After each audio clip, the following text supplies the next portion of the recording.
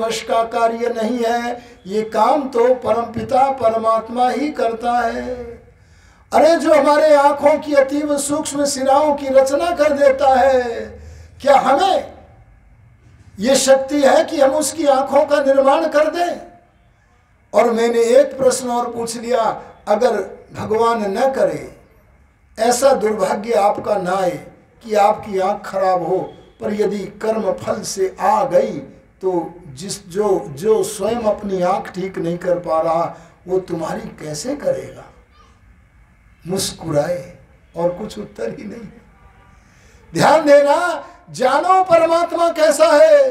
अरे अगर आप पीछे आए हैं तो मैंने जनाया है, वेद के आधार पर जनाया है, जो चेतन है केवल वही परमात्मा है, जो आनंद का खजाना है केवल वही परमात्मा है। जहां चेतनता और आनंद नहीं है, वह सत्स्वरूप होकर के भी बोलो परमात्मा नहीं है। इसलिए इस निर्णय को स्वीकार कर लेना। तो प्रार्थना किससे करना बच्चों? आगे वालों को कह रहा हूं मैं, पीछे वालों को नहीं कहता। किससे करना? केवल चेतन से प्रार्थना करो। अरे सहायता की इच्छा केवल चेतन से करो।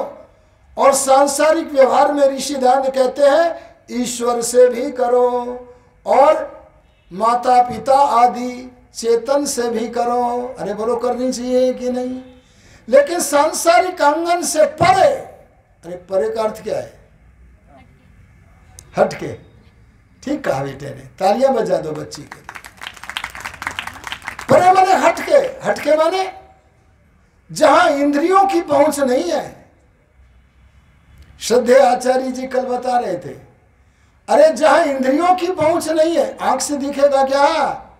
जो आंख से दिखता है वह परमात्मा नहीं है, बल्कि आंख जिससे शक्ति प्राप्त करके संसार के दृश्यों को देखा करती है, वो शक्ति देने वाला आंखों को परमात्मा है। अरे समझ में आया कि नहीं? इसलिए जो आंखों से दिख रहा है, अगर उसने उसको आपने परमात्मा मान करके उपासना प्रारंभ कर दी है, तो समझ लेना जाना पूर्व दिशा में था, जा पश्चिम दिशा में रहे हो। इसलिए समझो, और योगी राज कृष्ण की तरह, श्री राम की तरह, अरे सारे ऋषि मुनियों की तरह, एक भी ऋषि ऐसा नहीं हुआ जो वेद के सिद्धांत के बिना उपासना मार्ग पर चल करके ऋषि बन सके। अगर कोई ऋषि बना है, नान्यः पंथा विद्यते नाय, उसने जाना है कि वेद के मार्ग से जो हमें उपासना की पद्धति परमात्मा ने दी है, और आजकल उसका विस्तार करके महर्षि पतंजलि दयानंद जैसे योगियों ने दिया है, उसी उपासना के मार्ग पर चलकर हम ऋषि बन सकते हैं और परमात्मा का प्रत्यक्ष कर सकते हैं। तो मैं कहना चाह रहा हूं, जैसे ऋषियों ने पूजा की है, अरे ऋषियों ने उपासना की है, वैसे ही करो। अर्थात इन इंद्रियों से परे, अरे मन से भी परे। सुन लो, जहां आपकी आंखों से की पहुंच नहीं है तो हटके है कि नहीं?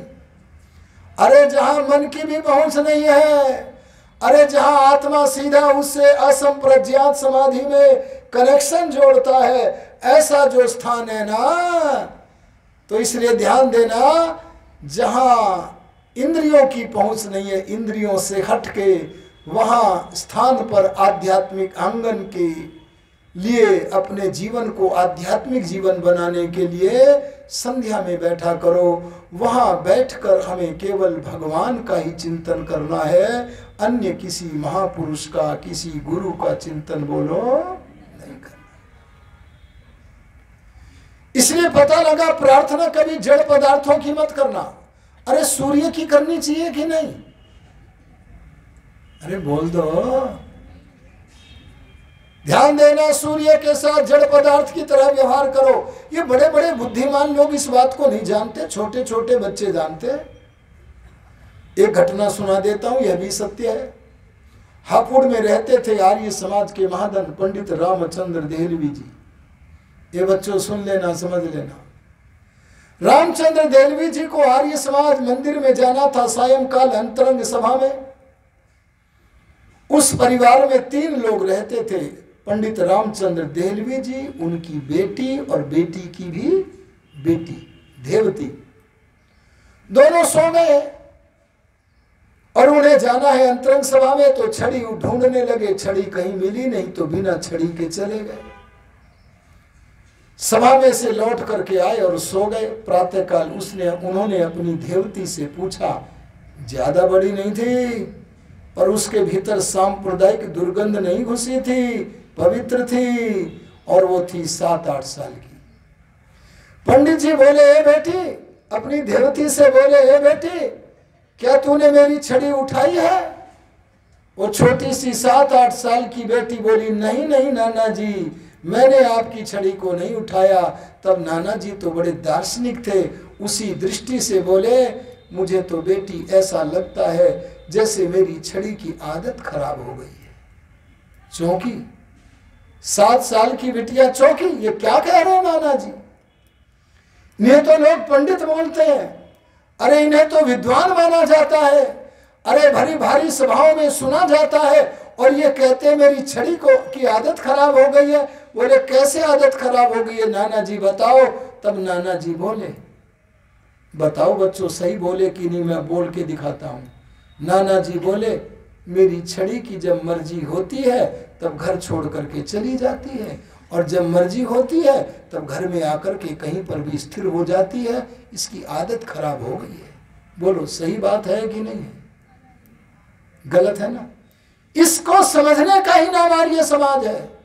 अरे इसे समझने का ही नाम वैदिक धर्म है, इसे समझने का ही नाम सनातन धर्म है, इसे समझने का ही नाम सत्य को ग्रहण करना है। अगर इसे नहीं समझे तो सनातन के नाम पर न जाने क्या क्या मूर्खताएं करते रहोगे। आज हमारी जो पूर्व मंत्री जी आई थी अभी, उन्होंने सनातन शब्द का प्रयोग किया था। मुझे उनके वक्तव्य से लगा ये सनातन की आग्रह तो करती हैं क्योंकि भारतीय जनता पार्टी में है, और ये अच्छी बात भी, ये करना भी चाहिए। क्योंकि अगर मोर्चा लेना है ईसाइयों से और मुसलमानों से, ईसाइयों को जानते हो कि नहीं? कोई नाम जानते हो ईसाई का भारत में बड़ा? राहुल ईसाई। अरे बोलो क्या है ये? जवाहरलाल नेहरू से लेकर के, ध्यान देना, राजीव गांधी तक मुसलमान थे विचारों से, लेकिन जब से इनके घर में आई सोनिया जी तब से इनमें कन्वर्ट हो गए। अरे इनका मत परिवर्तन हो गया, अब बन गई ये ईसाई। समझते हो कि नहीं? तो इन मुसलमानों से बचने के लिए इन भाजपा वालों का हमें व्यवस्था है, वो तो करना पड़ता है। लेकिन मैं एक बात कहता हूं, ये भी आभासी सनातनी है, सच्चे सनातनी बने तो बात बने। कल हम व्याख्यान करेंगे धर्म क्या है, अरे कल हम बताएंगे सनातन क्या है, और पूरा अवसर देंगे। अगर किसी को इस बात को काटना है तो काटे, अरे कोई प्रश्न है तो हम समाधाता बन करके समाधान देने का प्रयत्न करेंगे। कल हमारी स्थिति रहेगी हम सनातन को समझाएं।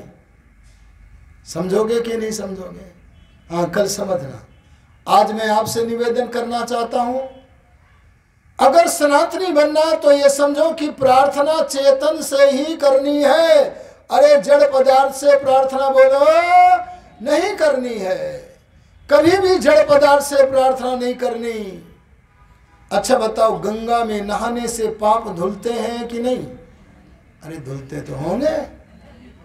अरे बड़े बड़े लोग कह रहे हैं वहां, हैं जी? आहा, ये क्या बोले? ऋषि के वाक्य को बोल रहे हैं। तो अरे महर्षि मनु ने कहा, अद्भिर गात्राणि शुद्ध्यन्ति। अरे शरीर के बाहर के अवयवों को ही पानी से धोया जा सकता है, और वस्त्र आदि भी धोए जा सकते हैं, मकान आदि भी धोए जा सकते हैं। अर्थापत्ति से पता लगा कि मन को आप पानी से पवित्र नहीं कर सकते। अरे पता लगा आत्मा को पवित्र नहीं कर सकते पानी से। ए आर्य समाजियों, आज आपको सब मोर्चों में लड़ना है। आभासी सनातनियों को सच्चा आर्य समाजी, अरे सच्चा सनातनी बनाना है, और उधर ईसाई मुसलमान जो चंगाई सभा कर करके, अरे जो सर तन से जुदा कर करके हमारी संख्या का नियंत्रण करना चाहते हैं, उन सब से मोर्चा लेना है। आपकी ड्यूटी, आपका कर्तव्य बढ़ गया है। आप कहीं भी जाओ, दयानंद रूपी खूंटे से बंद करके रहना। दयानंद रूपी खूंटे से अगर बंध गए तो समझ लेना वेद रूपी धरती से जुड़ जाओगे, और वेद का आधार कोई मनुष्य नहीं है। अरे मंत्री जी क्या बोल गई? ऋषियों ने यही रचना की, बेचारियों को पता ही नहीं है कि ये ईश्वरीय वाणी है।